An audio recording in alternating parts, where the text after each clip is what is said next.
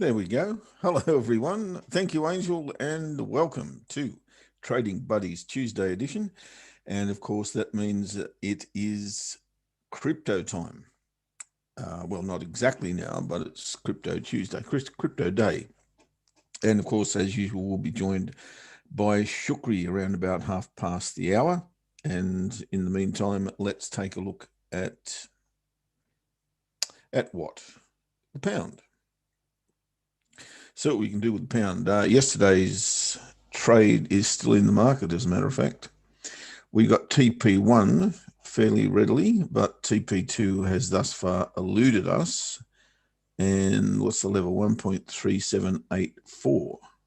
Wow, did it elude us? Yep, about 8 pips short of that target. Now, obviously, I'm going to leave that in the market.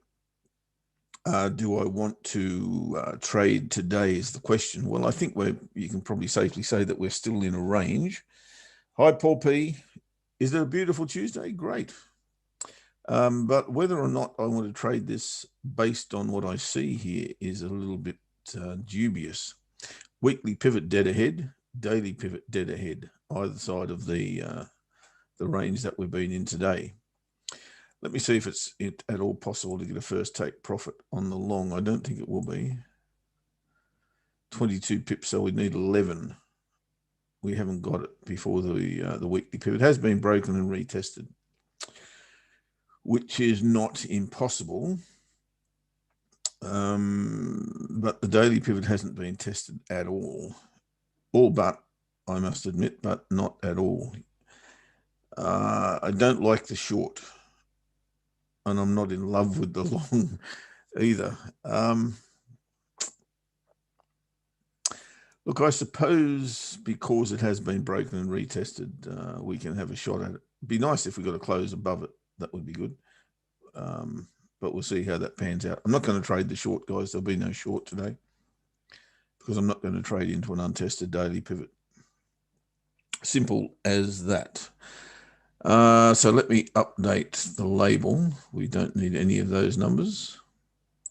And we'll wait for this candle to close before we make a determination on whether or not we're going to trade long.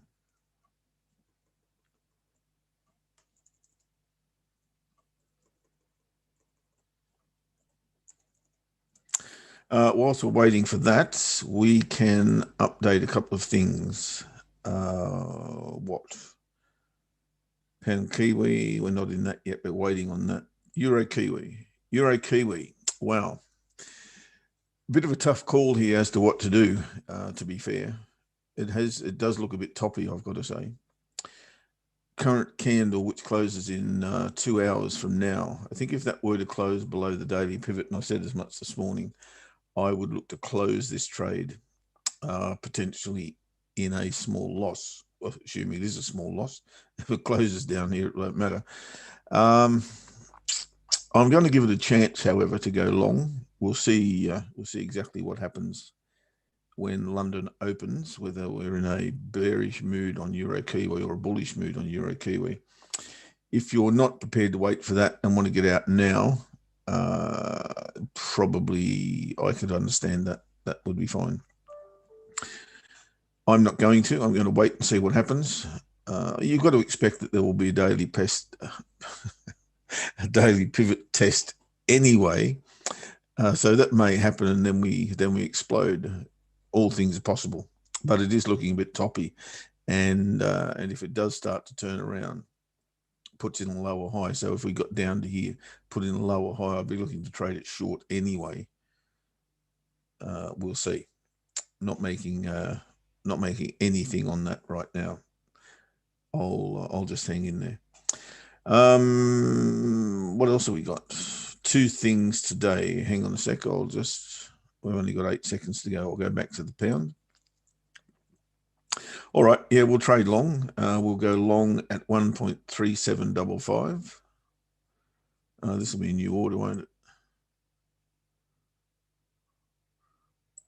I'll put it in the market first.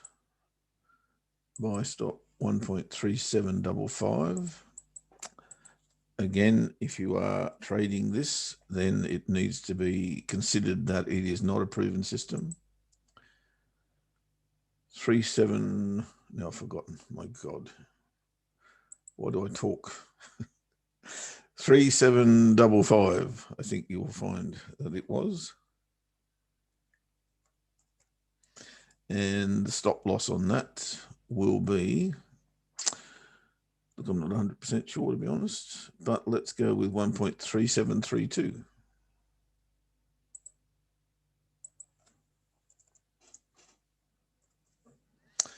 Okie dokie.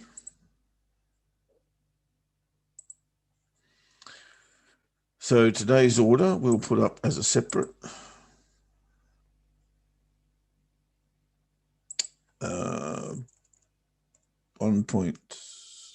buy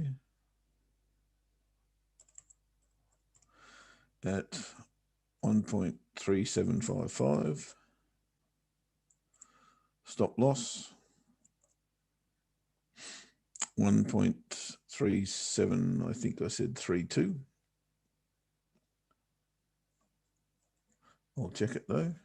And TP1, based on those parameters, we've got what, 23 pips, so 11 pips would be our first take profit, and that means it'll be 1.3766 for TP1. TP2 will be double our risk, which in this case will be, what the risk was 23, that'll be 46. That would take us to 1.3801. That would be TP2. Okay.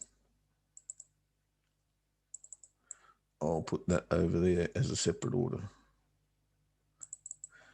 And like I said, I'm not entertaining the sell. I don't think that's a very wise move.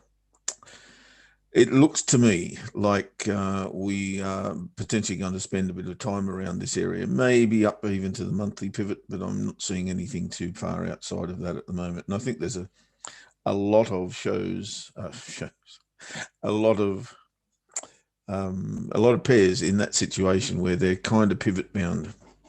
That's not a bad thing as long as we know that there are highs and lows or areas that we feel we can find a bounce point, because we can trade that, guys. And I'll have a look at some of those throughout the day. Well, first up, let's go to two new possibilities that I noticed this morning, both Kiwi related. Seems I've got a thing with the Kiwi at the moment, I'm not sure why. And it looks to be a potential short to me. Weekly chart gave us a key reversal bar. What's a key reversal bar? Everyone should know that by now. I'm not going to answer the question. If you want to answer that question, by all means, put it in the chat box. What is a key reversal bar? And since then, really nothing. This was a bit dicey to take just as a key reversal bar, because you're trading straight into these lows, which is, almost a tweezer bottom, isn't it? That's why it would have been a bit tough to do that. But when I look at this chart, I see what pretty much amounts to a bear flag right now. So I'm pretty keen to see this go short. How do I get in is the question. And at the moment, I don't see that answer. I see potential, and the potential probably comes from, take your pick really, as to which high you're going to use. Won't be that one because we're cutting through these candles. You've probably got to go with that. You might even be able to join it to there. Nope.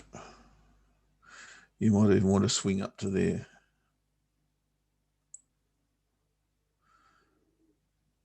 Let's go with that for now. So best case scenario for me, I believe, would be if price came up to here, found that resistance area again, got back underneath the pivots, retested the area, then I could go short. There may also be an opportunity off that little line there as maybe a break and retest. same sort of thing. But I can also make an argument for the long, can't I? Where we've got a double bottom and we've got, well, we had a series, I guess, of higher high, higher low, higher high, higher low, higher high, but then we got a lower low. And that's where the confusion now comes into play. I'm not convinced either way, but I do like the look of that. It's getting a little bit old now, I must say, but it does look like a bear flag to me. So my bias is still to the short side, but I just don't find an entry yet. I've got to really find something to trade it off, and at the moment the answer to that is no. Kiwi Yen was another one I looked at this morning, and the daily chart shows very, very clearly a double top there, followed by a big sell-off, followed by a re-entry above the breakout level of that, well, what really wasn't a range at that point. Now it's rolled over and given us a retest of both the monthly pivot and the weekly pivot. Had that been a fuller bodied bar, I think it would have been tradable for me, and it's almost there. It really is. I'm tempted, but not compelled to trade that. I think a stop loss above there, an entry there, was something that I did consider. But yeah, I'm just a little bit on the not sure side. Again, if you have a look at the pivots are very compressed, and the market is very much in that area, and probably until this breaks, is going to stay in that area. So, I'm just not convinced that it's now time to go. Let's have a look at the euro dollar. Euro dollar is at a nice area for us in terms of we're at a trade line, which of course is where we trade. That's the 4-hour chart I'm looking at. So I've got to establish a bias of what I have on euro dollar before I look to trade it on a 30-minute chart. The bias, you'll recall, on the bigger picture comes from probably the daily chart. And the daily chart is pretty clear that we continue to bounce off the high and low of this channel. What's not clear right now is whether we're going to break it and come back into it, or whether we're just simply clearly going to bounce off it. Now you can see that we've gone into consolidation on the daily chart here, and that tends to suggest that the previous move will be followed by something. We'll probably try and crack that high, and that would probably force us above this level here. It's not unusual for that to happen. As you can see, we burst out here. Well, we didn't burst out. We bled out to the bottom here. We bled out to the top here. But on each occasion, we came back and went in the reverse direction. We got a beautiful lower high there. We bounced off here, didn't get to the high. Interesting. And then it smashed through. And then we got another false break that we were very interested in looking at a couple of weeks ago. And it has pretty much gone the distance. But we don't know what's happening yet. We don't know if we're going to get a bounce, and we don't know if we're going to get a false break. We don't know, indeed, if we're going to get a break and it goes long. But we're on notice here. That's what I'm trying to point out. Pay attention, because anything can happen here. And if we do get the signal that we've got a false break, then I'll definitely be looking to trade it short. And that's probably my bias on that at the moment, from a technical point of view. The other side of the coin, of course, is the dollar is once again in a questionable position. Is it going to rally off the retracement that we've had, or is it now going to reverse and go where it belongs? I don't know. What say you, Ash? How you doing, bud? Oh yeah, not too bad, mate. I was just got my face in some level two here. Oh, okay. It's all right though. There's nothing nothing of massive interest. I mean, it's just a fascinating subject matter, really. So I like and it's one of those things that it's the only way you can learn it is by watching it.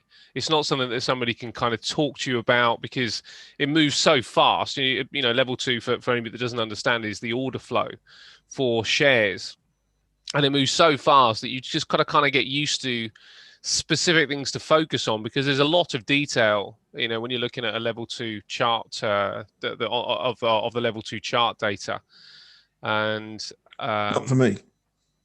Not for Too you? fast No. for me. Too fast for old fellas. Yeah, well, it is fast, mate, and it's a fascinating way to kind of look for short-term opportunities, and I really like it, but it's still taking me some practice, just to make sure that I don't mess it up.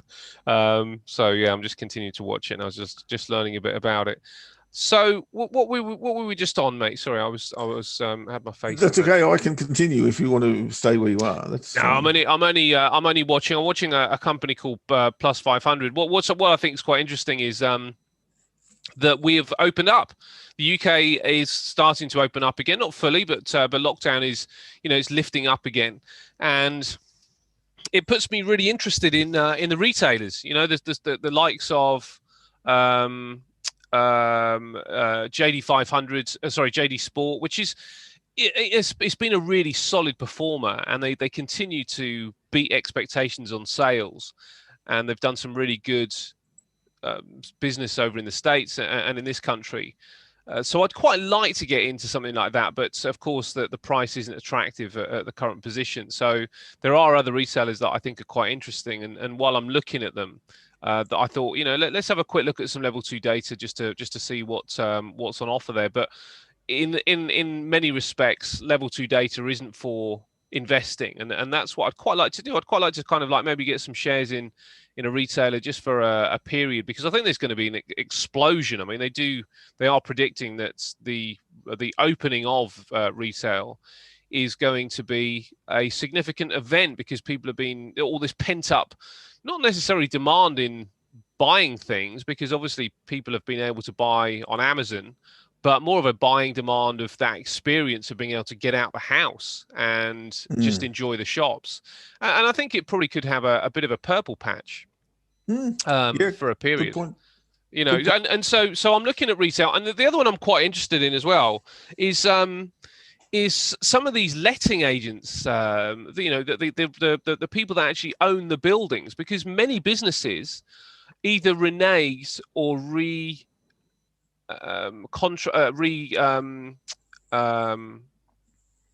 think of the words. Renegotiated the contract. Renegotiated, yes. Yeah. Either renegotiated or reneged, or just all out left the retail. Some of the spaces, some of the leasehold places that they had, some of the office spaces they had. But maybe if things start to pick up again, and we still don't know if it's too early. There's still kind of talks of a potential second wave, but the UK is really on top of the vaccine. It's really pushing it out. Now, I don't know. Yeah, there's still questions obviously on the vaccine, obviously, because there are some issues with the AstraZeneca one. Obviously, the problem is that the media will focus on the extremes, and you read the extremes, then it kind of it sets a little bit of a few question marks in your mind. But ultimately, yeah, me too. I'm nearing the age bracket where it's a danger for me. Well, danger. I don't know if that's even the right word. Where it's possible that I would be a sufferer of one of these blood clots. Yeah. Now, if I had the choice, I'd probably go with Pfizer, I've got to say. Yes. Well, they're bringing Pfizer and Moderna into the country as well, and I don't think you get the choice, which is some of the issue, and they don't tell you before you arrive what vaccine is on offer for you. I don't know necessarily why Pfizer and Moderna would be any more. I'd be any more confident in those guys just yet either, because the AstraZeneca one has really proved that there is still some question marks over the vaccine in general, I think. And maybe the Moderna and Pfizer, those question marks haven't yet appeared. I don't know. And there's also the question mark of the headline aspect of the coronavirus itself, where people got incredibly worried. So they did go out and get vaccinated. Yes, there's a big number of people, but all we've been focusing on in this country really are the deaths from coronavirus, not the deaths from flu or anything like that. So there's a complete imbalance of the media, and it does mean that it does mean that it, you may well go out and get the vaccine more down to fear than because you actually feel like you need it. So anyway, that's a side thing. But I'm interested in some of those holders of some of those leases as well. But anyway, let's have a look at the charts that we can trade. I am holding the Aussie yen short. Oh, actually, it's not on this. I wonder why it's not on this account. It's on this account. I've got an a Kiwi Yen short, and I've got an Aussie Yen short. Kiwi Yen shorts on this particular account, but the Aussie Yen shorts on this account here. If I can bring it up here. I like Kiwi Yen short too now, but I can't find a way in for me just yet.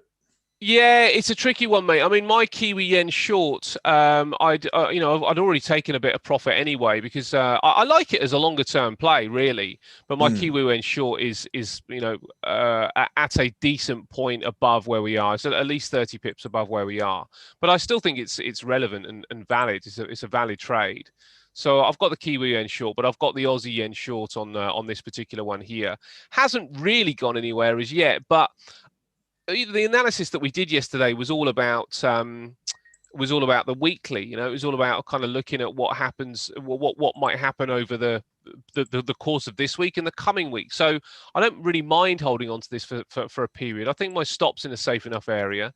I will definitely feel a lot more comfortable if it continues to hold under this particular price point, because if it came up to the trend line, my stops aren't safe as yet.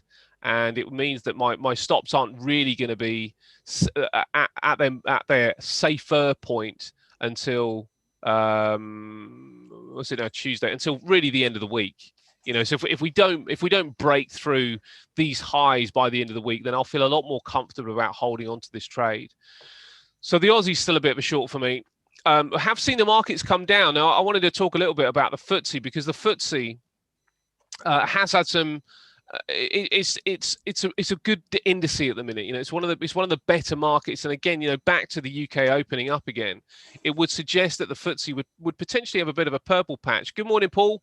So I quite like the FTSE as a long still, and I have got a number of positions just waiting to kind of get triggered with the FTSE that as yet, I'll show you it on here, as yet that they haven't triggered, because I'm going quite low. However, I am considering moving some of these ones up, quite like this area here, for a potential trade on the FTSE. Now, if we bring that back to, that was the previous low yesterday, and I probably could have done with getting in yesterday, but it is retracing now, so I'm okay waiting. But it is the question of, is it here, which is still 70 points away from where we are now.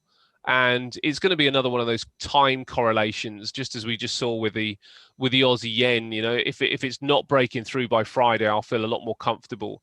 If this was to come down in around about a week's time and nestle somewhere around here, I'd be a lot more comfortable with the long. But that's not to say that I won't get in. Let me just double check that that's the right level. Yeah, you see how this area has been rejected on the weekly. We're looking at that point there as a rejection point. And this looks like the next obvious.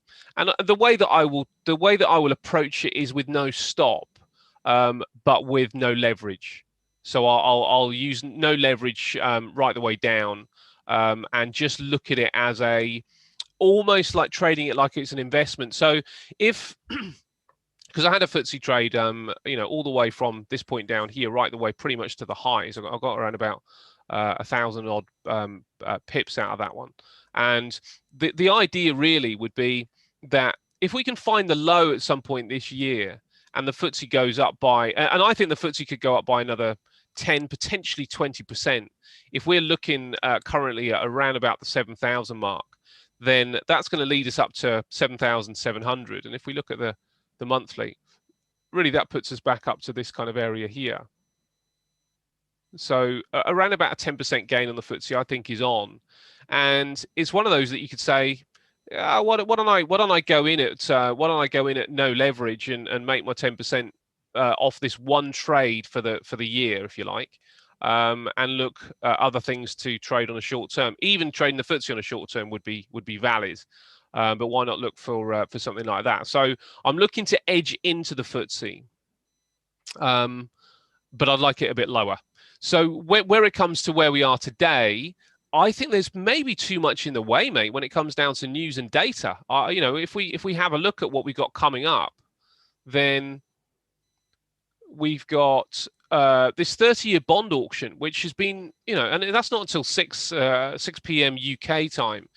We got a 30-year bond auction. We got CPI data. So we got two aspects here in one day, which could affect the price of gold actually quite significantly. I don't know if Ainsley is going to be in this week, but if she is, this would be interesting to see how this has affected the price of gold. Will that CPI data start to look a bit more keen for gold?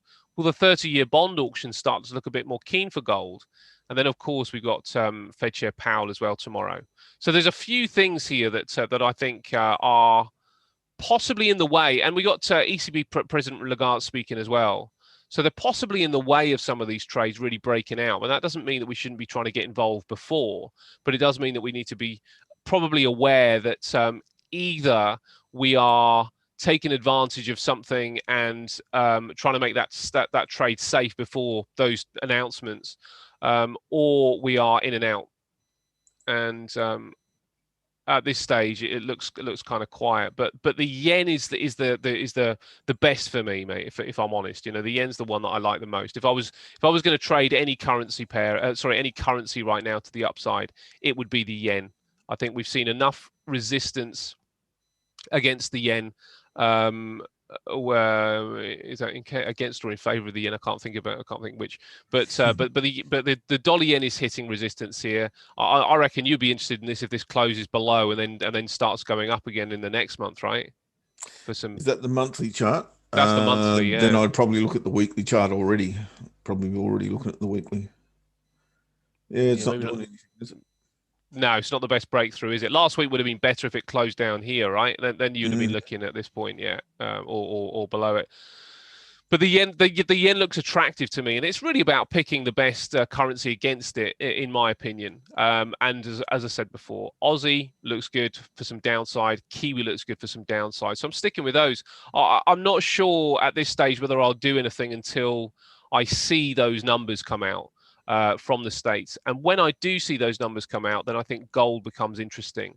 I'm funnily enough, I'm still not that keen on a gold long. I'd still like to see gold quite a bit lower. And this is a weekly chart here, and I wonder whether gold is kind of suffering here a little bit. We've got a horizontal level here. I wonder if it's suffering here a little bit about getting through some resistance. If we bring this to the daily, that's what we've seen with the daily. So I wonder whether gold does actually, travel quite a bit lower. Things look okay, in the gold and silver space, but price is being manipulated. So until the manipulation gets out of the way, which I think could, needs to come down quite a bit further, then I'm not really that interested. 90, what was it? Let me just make sure I get this this number correct here. Here we go. 90 tons have been bought by Hungary. 90 tons of gold have been bought by Hungary, and central banks are buying this stuff. That they are protecting their future. So gold still becomes really, really interesting. It's just about price. It's just about where can we get into this. So who's selling it? If the central banks and that big wad has gone into the market, who's selling it to keep it down there? Well, the central banks will be manipulating the price. I don't know how they're doing it, to be honest, but I guess it's possible that what they are doing, I mean, they're not selling, but they're manipulating the price. And I guess the way they're probably doing it is just by a bit of yield curve control. So people are thinking, oh, do I really want gold at this particular stage? The inflation isn't, quite the story it should be yet. The bond yields are rising. So not particularly good for gold. But I wonder if, are they still rising or are they not? No, actually they've stabilized. They have stabilized. They're still a bit elevated, but they have stabilized. But this is the thing, mate. I wonder at some point, if they've been buying up, at some point they're going to step back and go, okay, we're done with that, and all of a sudden, bang, it's going to go. I would have thought, to the upside. Really interesting, what's happened with the crypto space recently, where you can buy Bitcoin now and get yield. There was I can't remember the guy that came up with Bitcoin Cash, but he's been terribly burnt because I think he was the kind of the lord of Bitcoin. I think they called him the Bitcoin Jesus at one point. And he decided he didn't like Bitcoin anymore. But many years ago, he had stupid amounts of Bitcoin, and he decided he didn't like it anymore because he couldn't buy a cup of coffee with Bitcoin. So he decided to open Bitcoin Cash. And Bitcoin is 1,000 times higher than Bitcoin Cash. So he really made a mistake. From when they started, they were at the same price. When he launched it was the same price. And Bitcoin's gone, and his thing, no, not 1,000 points, sorry, 100 times higher than Bitcoin Cash. So he made a bit of a mistake, obviously, with that. And Shucks. yeah, and now we're seeing what I think is really interesting about the crypto space is this staking thing. Where do you get 10%? I was talking to Lloyd the other day, and I've been talking to Lloyd about bonds and some of the yields that you get and that are promised on bonds are really interesting. And I was saying to him, when you get sort of offered 5 to 15% on a bond, effectively your money stays flat, but you get the yield. But you have to wonder, would bond traders bother with that if they can get 10% yield on a stable coin from a cryptocurrency?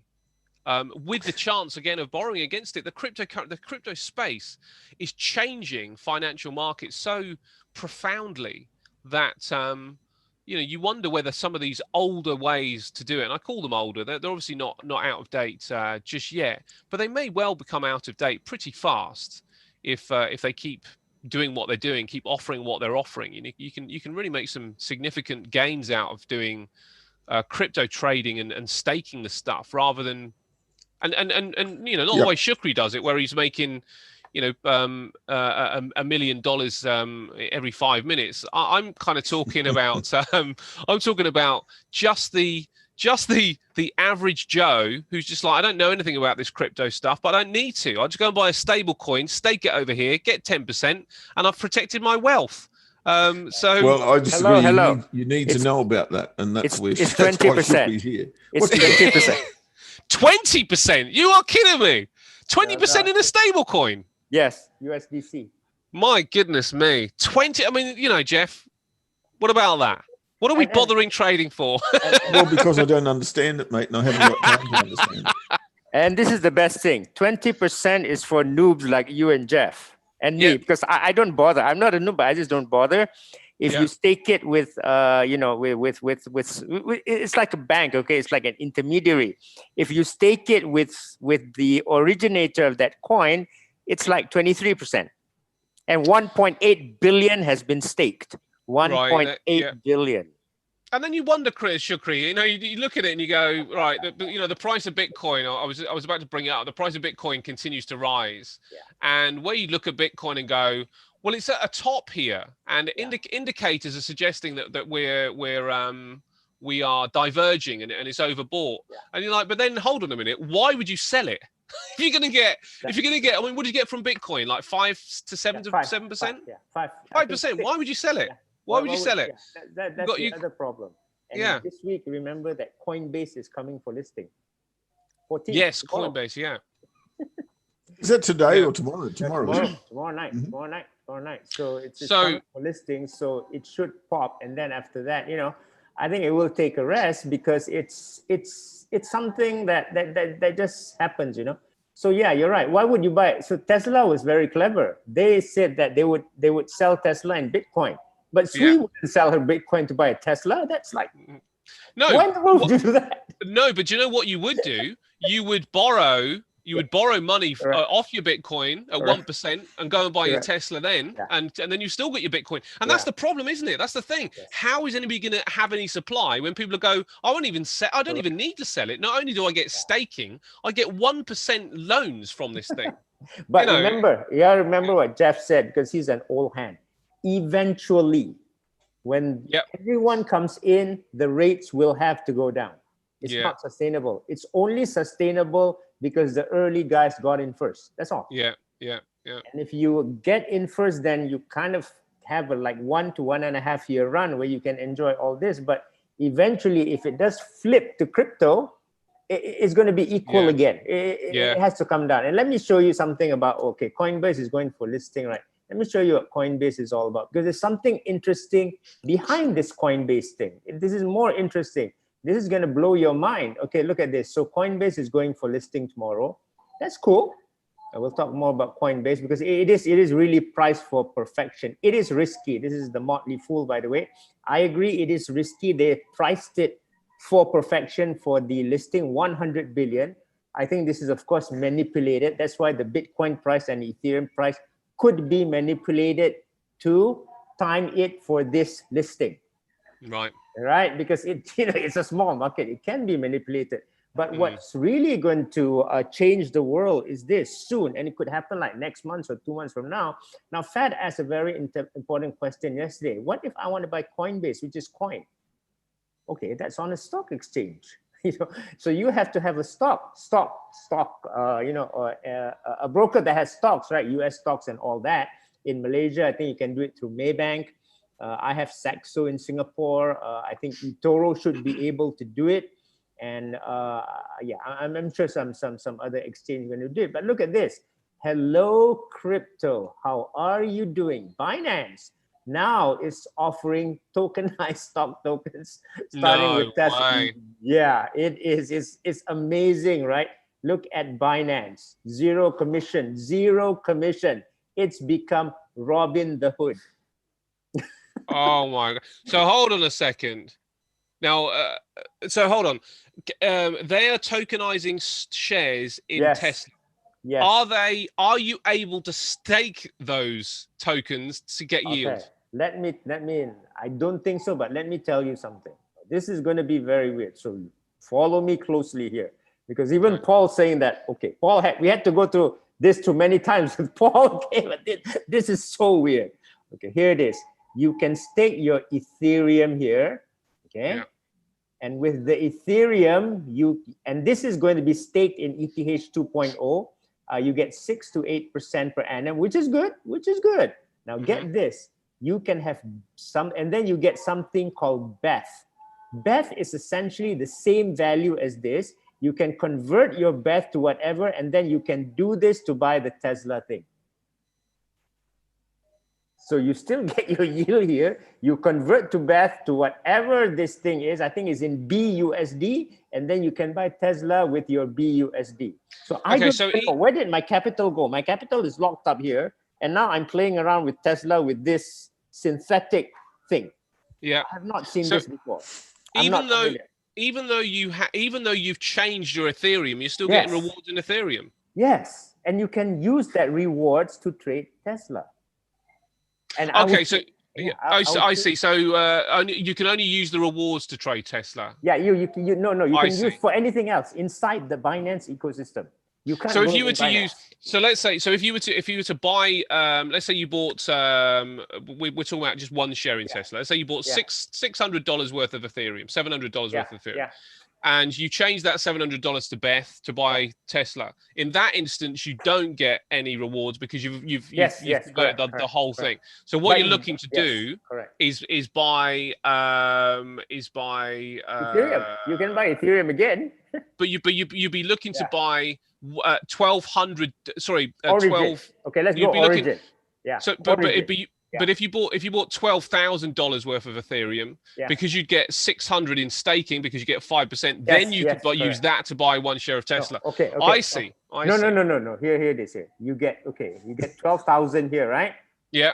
You will get around 12,000 worth of BETH also. You can stake this to get you can convert this to USDC and get another 6 to 8 here. Or you can even use this 12,000, convert it to BUSD, and buy Tesla or whatever crypto you want in the Binance ecosystem. But you won't get you don't get the staking from Ethereum anymore if you do that. No, you do. You see? I told you we had to go many times through this, right? You still get paid. Okay. Yes, you still get paid. This stays. That's why I say this is insane. I don't know the Goodness dynamics me. because we'll have to see how this works. Okay, the calculations and all that. Now look, here's the share. This is Tesla BUSD. This is a share. I'm sure they will have Coinbase here too. So within the Binance ecosystem, guess what, Ed? Because you're a stock trader, I think you're going to open an account in Binance soon if you haven't. So because I've got a Binance account. Okay, good. So look here, you can use your crypto and stake it because you know the staking is good, and you know that eventually that Ethereum has maybe the target is high, right? You can stake it and earn that money on Ethereum, and then you can take out another Ethereum without adding any capital, and then you can even go buy this and other cryptos, and you can even stake again if you don't want to, because a lot of people like Jeff, because conservative, yeah, don't, within a certain age, don't go and YOLO with that thing. Go stake again. You can stake BUSD. Do you know where this is really interesting? Is that Tesla don't pay a yield. So all of a sudden, you're managing to buy a stock in Tesla. You're managing to buy some stock in Tesla, which has obviously gone haywire in price, and you're going to still get your yield from Ethereum. So yeah, it's like your yield. Yeah, it's fascinating. It's like what's going on here? It's very convoluted. I have to say that the way that you buy it is very convoluted. You think?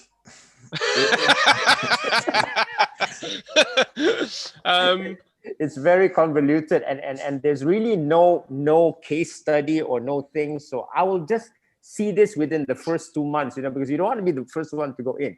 You want to see who made money and who got burned with this new thing, because you really don't know what's going to happen. Yes. That's really interesting. Okay. So the USDT is the one that pays you 20%.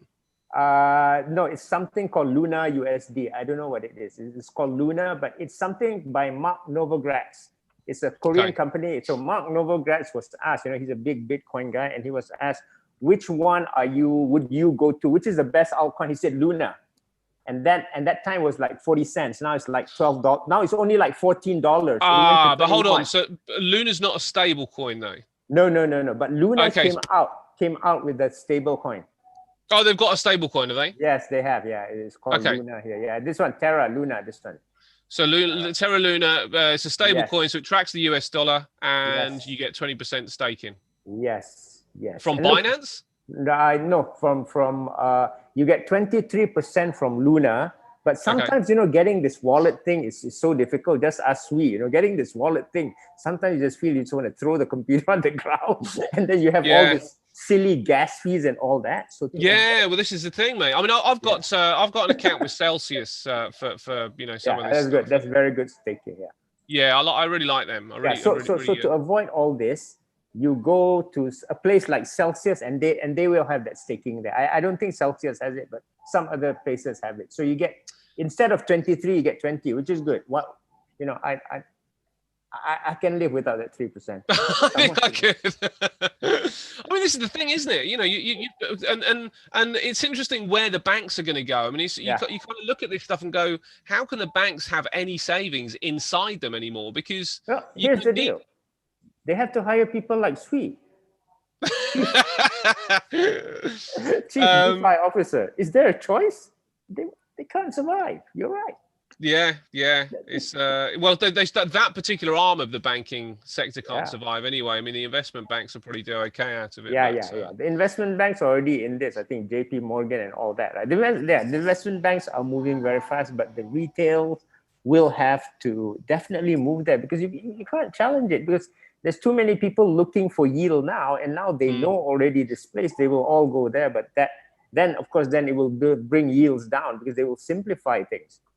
So one of the simplification things is like Moonbeam. So I'm an ambassador, so we had a talk with Moonbeam. They're simplifying this. Is this good? Depends on who you are. If you are the man on the street, where in Malaysia you get like 1 or 2%, I don't even know whether it's over 3 yield, man, you're celebrating. For us, we're getting like silly gains. We're like, man, don't do that. Because when everyone comes in, it just brings down the grade point average. Yes. Can't run away. Yes. But that will happen. That will happen. So I've got one more question, Shukri, unless you got something, Jeff. I can see you there, full of bubbling with questions over there. I'm watching the currency charts at the moment, mate.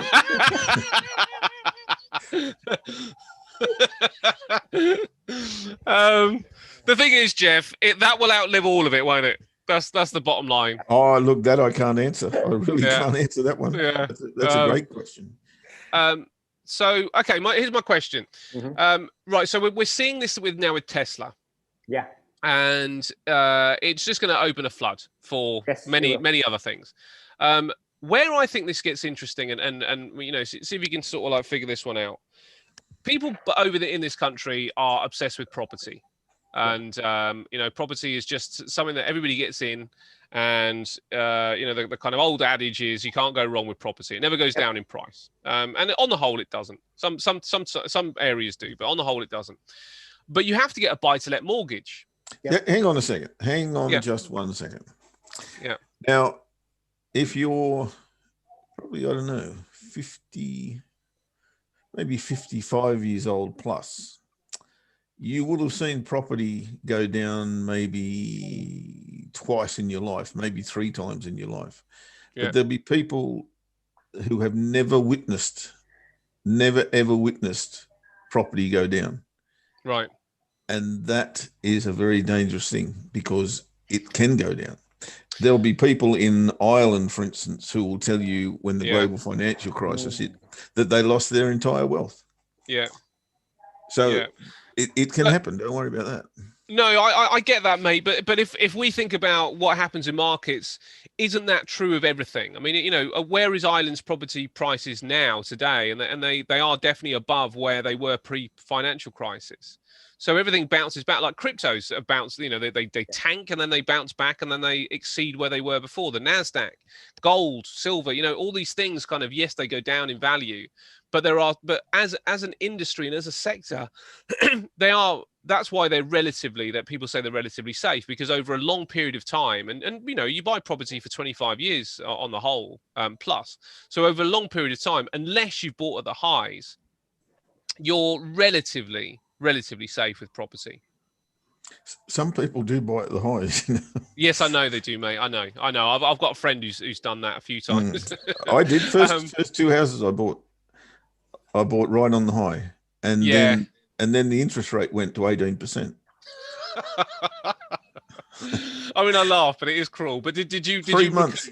3 months after I bought it, right? Did you recoup? Of course, eventually, yes. Yeah. There you go. I mean, it's, and then you use it as collateral to go. Okay, so here you go, mate. Here we go. So you're the perfect example. You paid 18%.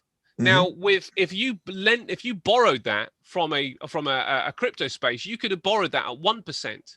But the problem right now is that you need, you know, to borrow 200,000, you would need $800,000. $800,000 to borrow the 200,000. So then you're not in the space to kind of do it.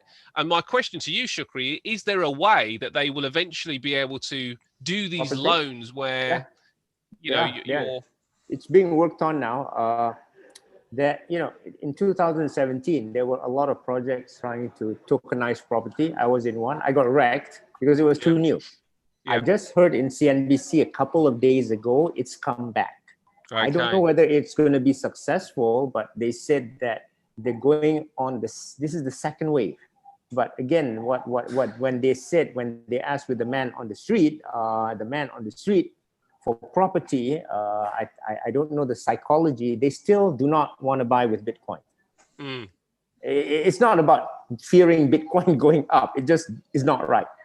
But I don't know how the crypto guys is going to do it, but I do feel it will come. And I do feel in the crypto space now, get this, Ash. We know about collateralization and all that, but crypto space, I think there are going to be a lot of companies coming out middle of this year under collateralized loans. So we are back to the 2008 crisis again. You do not have to have that much collateral. It's in a smart contract. I don't know how it works. But when I see something like this, I want to get in early and then I'm out. Yeah, I get you, mate. That's all it is. It is a danger, isn't it? That we're sort of like, you know, we're getting into this point where, as you quite rightly say, eventually the shine of Bitcoin, sorry, the shine of the crypto space will come off, because then people do, then mass goes forward, and there's a stampede, and inevitably there's a rebalancing. And I suppose then people go back to the banks, and the banks go, "Hey, you should have stayed with us all the time." And you know, Jeff's making. But once again, whenever you hear about these new things like under collateralized, I want to go in first. Yes, yes, and yes, then I'm yes, out. Of course. Yeah. Because another thing that people were trying to do, and all the projects fail except one. You know, one will stand up. Is this so-called, you know, all the stable coins. There are something too where the stable coin adjusts to inflation and all that. It's done automatically through a smart contract. Everyone who went there got wrecked, including the latest one, which is Faye. Well, they didn't get wrecked. They just fell by 20%. It just, I don't know why it doesn't work. So, but you know, in the beginning, it has all this hype, blah, blah, blah, blah, blah. But I kind of to be there and sell into the hype, like, okay, guys, see you later. I'll check on you 3 months from now and see whether you made the money or not. Yeah, I mean, would you say, Shukri, that really, you know, the term stable coin is actually a misnomer? It's stable for right now. It is a misnomer because it is not really decentralized. It has to be backed by something. Yeah. Okay, like USDT is supposedly backed by the Tether Corporation, Bitfinex, and all that. USDC, which is good, is actually backed by Circle and Coinbase, which is getting listing on Wednesday. So I'm really confident in USDC.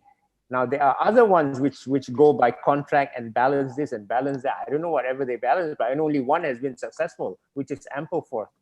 The rest actually have been, all that stuff going on. I mean, I don't know if you got sort of anything else you wanted to kind of get to, which is cool. If you do, mate. XRP, what is going on with that?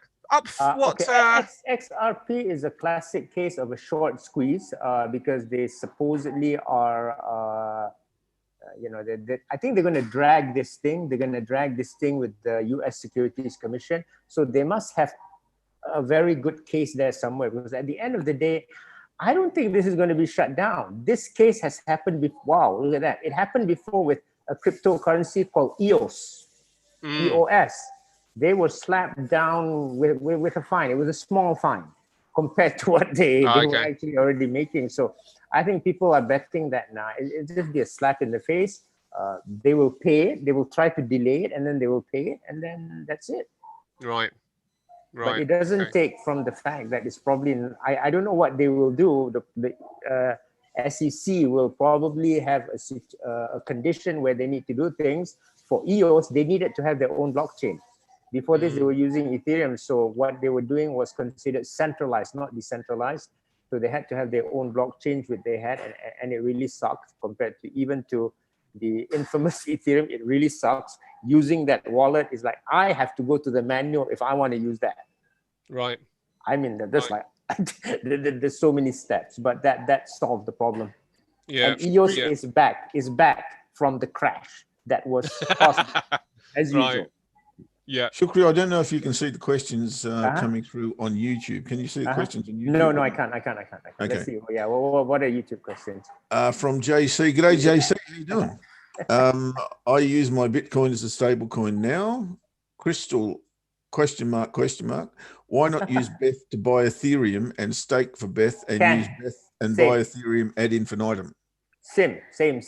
That is what the first generation DeFi guys did. They staked, they got the thing out again, right? It's the same thing. They staked Ethereum, and then they got B Ethereum out, and then they staked again. Yeah, they did that.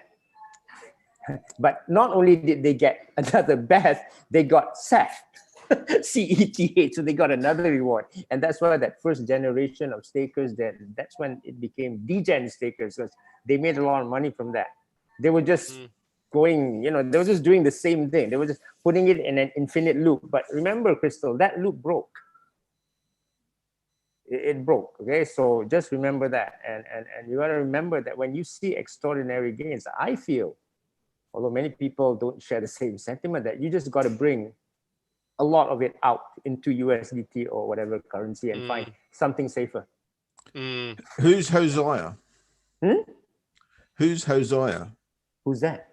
Ooh, let me see. Okay, YouTube. well, I think it was God in some Christian belief, but JC saying everybody needs a Hosea. He eats setting up wallets.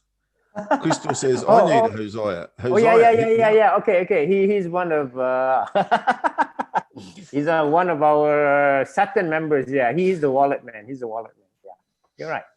The skill in wallets is going to be important, and why I say now, I say this with mixed feelings, right? And I think the guys in crypto know now that this is the time to make the yield. The harder the wallet, the better. By the time everything is easy and everyone can go, guess what? The yields are not there anymore. Won't be there. What do you mean, Shukri, by that? The harder the wallet, the better. Because the harder the wallet, that means it's harder to get in at this early stage. Now, there's, I see. The harder the process to get the wallet, the better the wallet is. Yeah. I mean, we listen to all Ethereum, blah blah blah, Bitcoin. What else do we have? Neo and all this. And I know you guys are struggling with all this MetaMask. That's easy, guys. That's kindergarten. Sorry to tell you this. There is even other ecosystems like Arweave. Like Arweave has made a lot of money for me. I've been told by someone, I won't tell you who said that you go into Arweave, into the wallets. There's even an exchange from Arweave. It's easy to make a 10x there. But even I do not have time to go in and experiment. It's called Verto. It's like, okay, you buy this is going to be a 10x. Okay. But it's hard. I just shake my head. I know. And guess what? When Verto becomes popular such that Crystal and Angel can use it, guess what? It's already gone 100x. Yeah. Only 100. Only 100. That's just how the way the crypto world works. When everyone comes in, boom, it's already gone up. Yeah. And now it's harder to go further, That's all it is. Yeah. But yeah. Ash, awesome question for you when Shukri's done, from David on YouTube. I don't know if you can see them. No, I can't. Skill in remembering passwords. Been long in XRP for a week now. Will NYC bounce back? What's NYC? I have no idea. Is New York something? Is that crypto or is that a stock?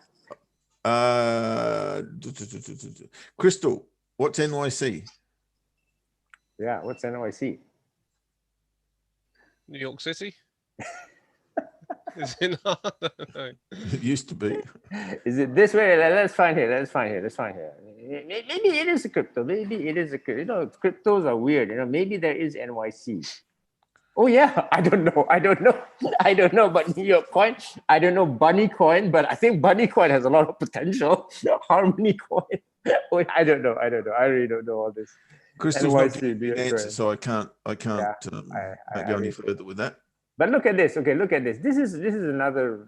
Okay, Coinbase is coming at 100 billion. Binance is 84 billion on the crypto space. So they're almost the same. Here's the deal. You can look at it at two ways. You can look at it that Coinbase has 5 times less volume than Binance, and it's at 100 billion, which means that Binance is severely undervalued. Or you can say that, hey, Binance is at 84 billion and Coinbase is at 100 billion, or Coinbase is severely overvalued, which is what this article really says. So guys, be careful if you want to ape into Coinbase. I feel that it is overpriced. I am going into this, but not in the beginning. So you guys, I was telling in the group just now on this, right? There was something, the aliens that say, I'm out, guys. I'm out within the first few minutes. Right? That's what I do. I just sell off to all the people who like speculation. And then I wait if I want to go back in. But this is 100 billion is ridiculous. Yeah. I mean, even for this, 77 times. I don't know. How do you do that? Yeah, all the punters will pile into it because the press are talking about it, right? Yes. What's their revenue though, Shukri? Their revenue went up by 6 times. Yeah, it went up by 6 times. It's incredible. This incredible growth. You just don't believe it. And how much does it cost them to provide the Binance service? Is it relatively cheap? Okay, this is the thing. They're still charging commission. Binance does not.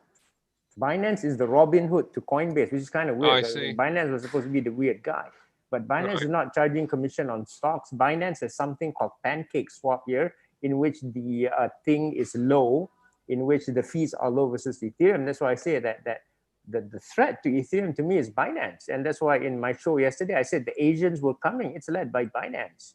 It really is. But here's the irony: Binance is also not decentralized. It's kind of like centralized. So which is good, which is bad? We don't know. Okay, so Shukri, if you are younger than 64 and you want to learn about all this SH1T, I say that with hand on heart, very endearing. I love what you're doing, of course. If you want to learn that from you, you just join you, right? Tomorrow. Tomorrow. 8 o'clock. Yeah, and we have classes, but the next one we only have in July. Yeah, many have asked about the classes, guys. I cannot go back. You know, Malay say go stun. We've already forward. I cannot reverse. It will break the gear. Yeah. Well, here's what I would do. Constantly moving industry, isn't it, as well, Shukri? It is, sort of like looking at the next new thing. It is. And I think this is where the younger guys are better now. Now, some guys that are joining Saturn, which is more advanced, is good like that. I'm going to give you an example. I'm just going to give you an example. I made money in Flow, right? In Flow, a lot of money. It's now worth 400,000. That made me dumb. My IQ totally went down. I don't know what wallet is for that. I don't know what high yield staking is that. But the guy that's joining us knows that. So you understand? Me at 64 years old, I only handle 64-year-old stuff. The younger guys, they know more. They're making more on Flow than me. They even know that Flow can go on mobile wallet. I didn't know that. When people were asking, I said, go to Hobie. Don't ask me that. Don't embarrass me in public, guys. But now I know. Yeah. I have to ban all these questions. But now I know, right? Hey. Yeah. Well, it's going to be the way, isn't it, Shukri? Because you've got a specific amount of time, and other people have got a specific amount of time, and obviously you've been doing your research in an area which you'll always go to. And listen to this. He's making money on Flow. He's staking on Flow, and because he's young and he's stake at the right place. This is sick. Sorry, guys, this is too late. Sorry, I didn't know this. I'm 64. Okay, this guy is even going to get an airdrop. Because the service that he's staking with is going to probably get an airdrop. They announced it already yesterday. So guys, you guys that are younger actually can do more. I point you here. Just if you're younger than 60, if you're 54, go a little bit higher. If you're 24, go deeper. Yeah. You'll find something. Yeah. I don't know. Yeah. And then don't forget to tell me back, please. All right, mate. Thank you so much as usual. Sure. Yes. Really appreciate it. And guys, don't forget, if you want to learn about it, you've got to spend some time with Shukri, because I've got to spend some time with Shukri if I want to know about it. Unfortunately, he's short of time. I'm short of time. We just don't get there. But make some time to learn it. That's what I would say. Thanks. Cool. Thanks. Bye. Cheers, Thanks, buddy. Shukri. See you soon, man. Now, Ash, got a question for you on YouTube, and you're the best to answer this because it deals with fundamentals. And David was in yesterday, and good to have him on board, of course, asking questions. And I'm completely underqualified to answer anything that's got to do with fundamentals, David, really, as I said to you yesterday. But with the fundamentals, you're also... sorry, pardon me, I'll go back to the first question. How do I build a fundamental case for a Forex pair? There's a broad question for you, Ash. Okay. All right. So let's go. I was going to say, let's do a little outline, a little scratch up. I mean, it's there's obviously much deeper. Just like with any of this stuff, there's much deeper that you can go with it. But let's build a general kind of picture of what you might want to look for.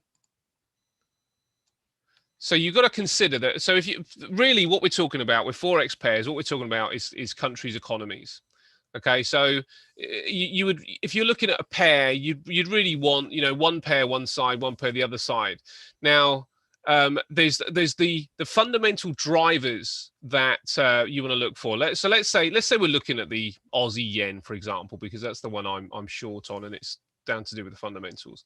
So one of the fundamental aspects really is to do with the COT data. Now, we did do some COT data stuff yesterday, but and if you watch the show regularly, you'll see more COT data stuff. But what we really want now, the fundamentals really, what I usually talk about, the fundamentals are the economic metrics. And it's no different to a company. If you're looking at a country, you have to think, what drives the country's economy? And it's things like obviously the workers. So if workers drive an economy, then what you should be then looking at, so I don't need that there. What you should be looking at if you've got workers are unemployment numbers and employment numbers.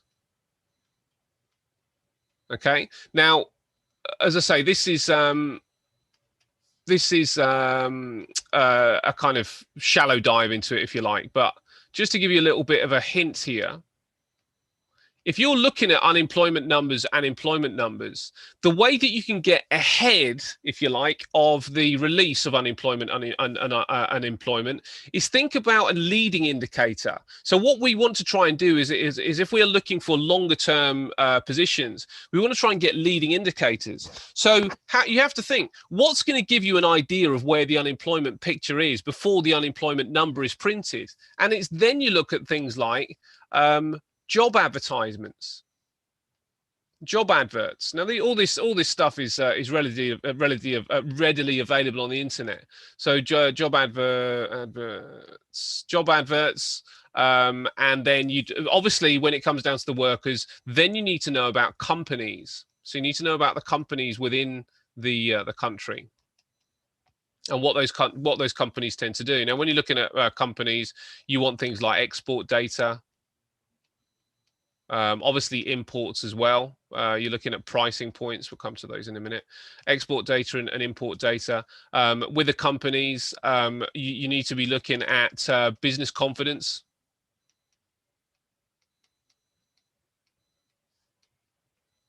Because if businesses are confident, what are they going to do to the employment picture? Well, they should be going out and employing people. Now, the reason that employment's important is that it all comes down to the central bank. So the central bank, really, that should be right at the top here. The central bank is kind of like where we're looking to build our case for whether we think interest rates are going to go up or interest rates are going to go down.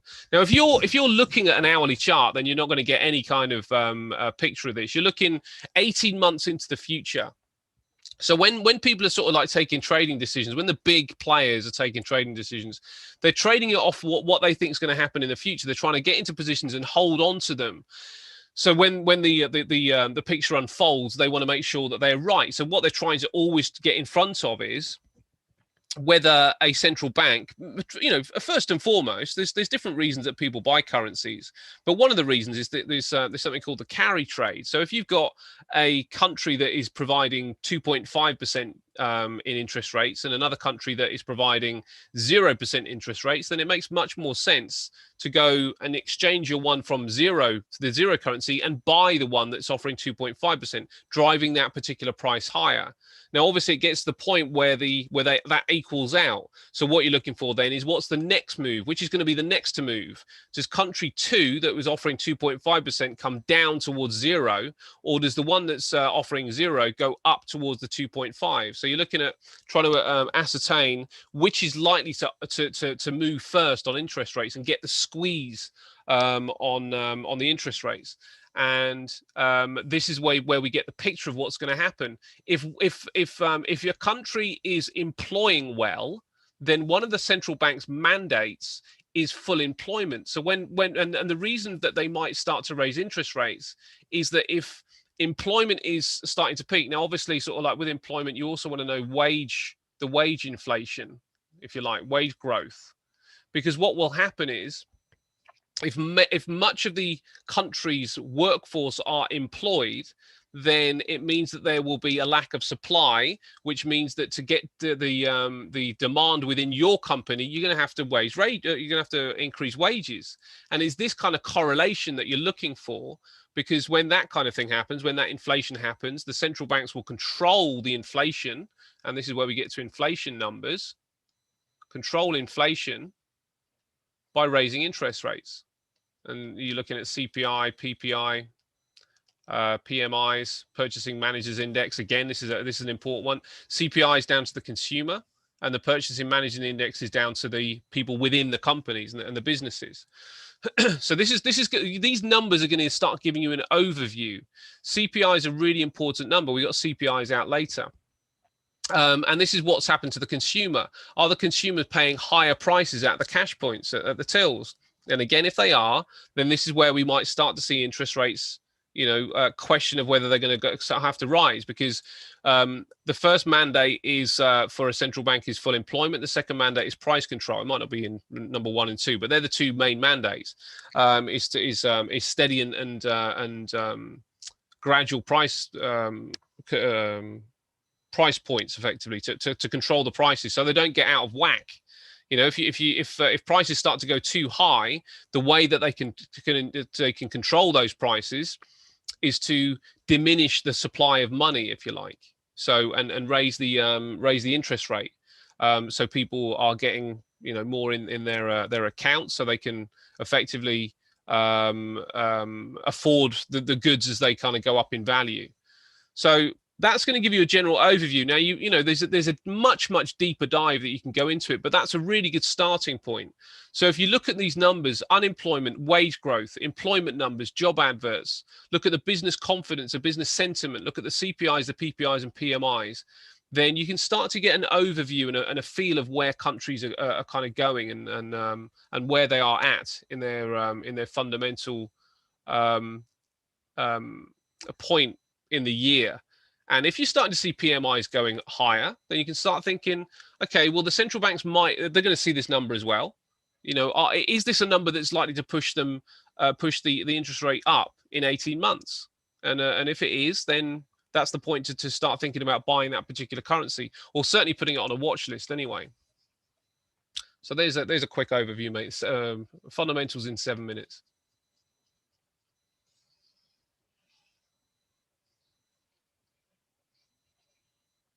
There we go. I'll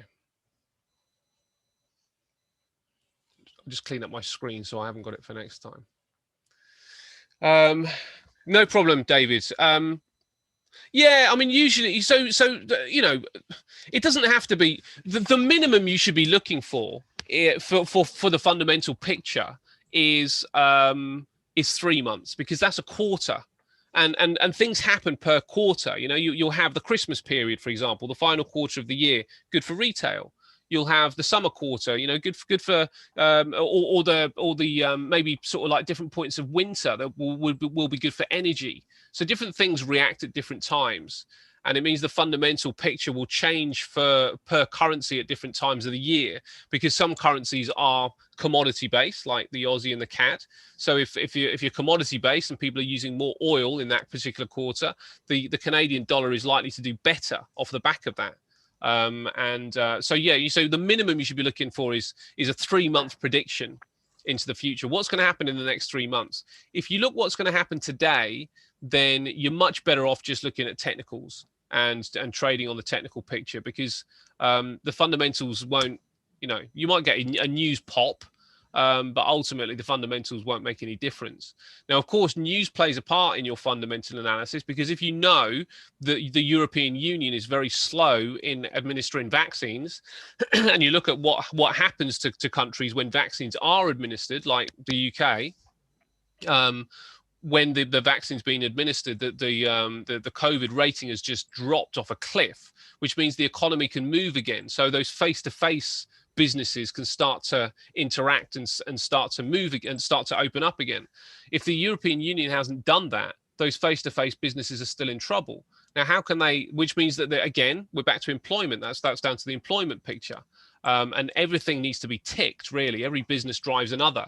So if you're getting one chink in the food chain, then that would suggest the employment numbers would not be sufficient for central banks in the European Union to be thinking about raising interest rates in the next 18 months, which is why really, anybody that's bullish the euro, I'd be a bit kind of questionable. I'd be quite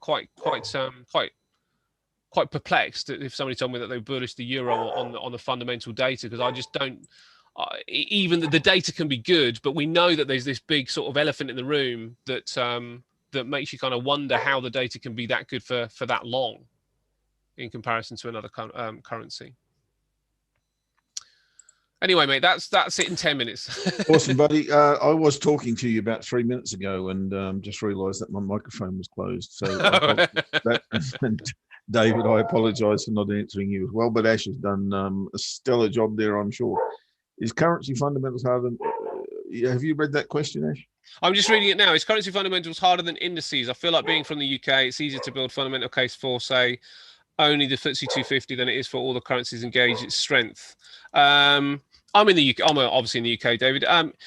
Yeah, that's a really interesting question. So the reason that you'll find, I think that you'll find that the fundamental case easier for the FTSE 250 is because we're in the country. The news is so much more readily available. But when it comes down to looking for news for New Zealand, for example, more digging has to be done. We don't have the 6 o'clock news that might tell us something about what's driving the economy. So you got to do more digging. So it's for that, and in that respect, I find it easy. I mean, I'm a an advocate of stock trading. I love trading stocks, but I focus on UK stocks. I don't really trade US stocks, and that would be the second best for me for finding information, because it's quite readily available. But I like UK stocks because I find it easy to search around. But I do think it's a bit more in depth looking at UK stocks. I think when you're looking at currencies, as long as you focus on the main drivers, then, which is probably only, you probably need 10 that you really focus on, then you're not so concerned.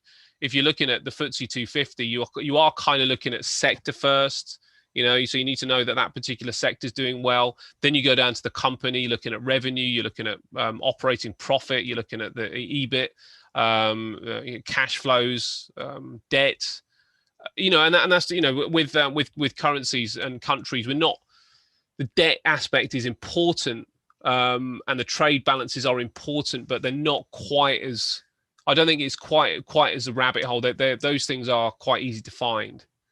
So I would suggest that currencies probably are easier. I think they're a bit easier to know, to be able to read the fundamentals, but to find them, they're a little bit harder if you're not in that particular country that you're talking about. That's my opinion.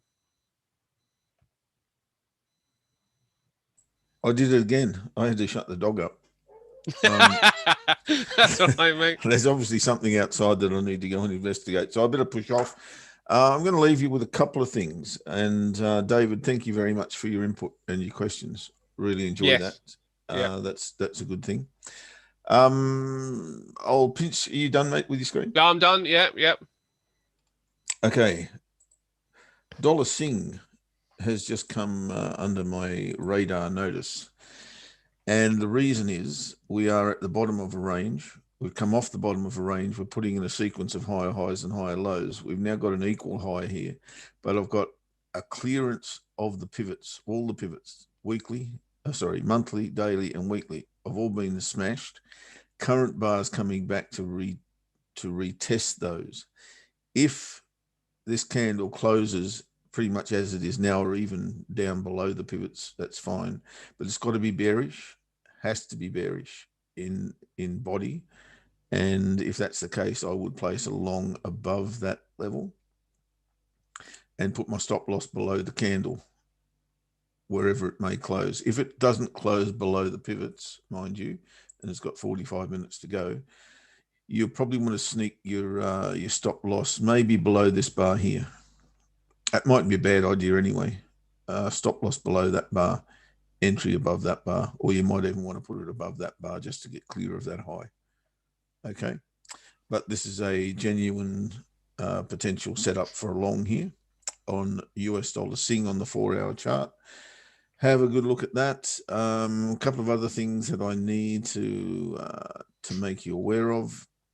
Kiwi Yen, whilst I was in a bearish frame of mind earlier, that's kind of still the case, but I can't see a way in here just now. I want to see it come back up to here, I think.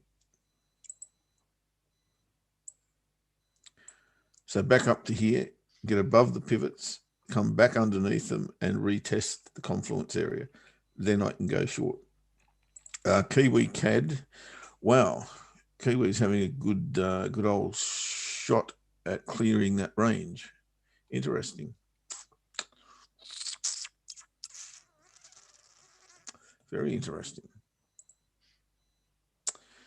This really does still look like a bear flag to me. So if we do get what I suggested may be the case before, so exactly the same as I've just described, a break above here, put in a lower high, maybe match that level there, which is 88.55.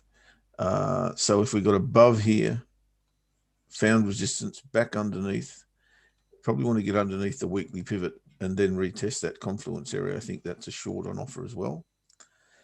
Dollar CAD, no. Euro Aussie, we're still in Euro Aussie. We're free trading Euro Aussie, not so Euro Swissy.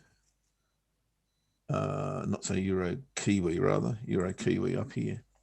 Like I said before, I'm willing to close this if the current bar closes below the daily pivot, and in particular the trend line. I'm willing to take a small loss on this.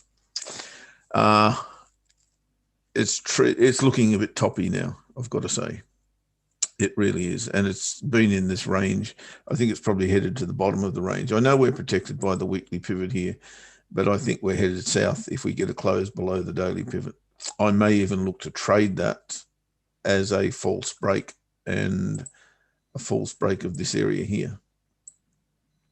So if we got a close below the daily pivot, then a retest, then I think there's a short on offer there. But I will close this if I get a close below the daily pivot. As I say, in a small losing position. Pound Kiwi, we're still in that. Looking to get back into, or looking to have an add in there. This may provide it.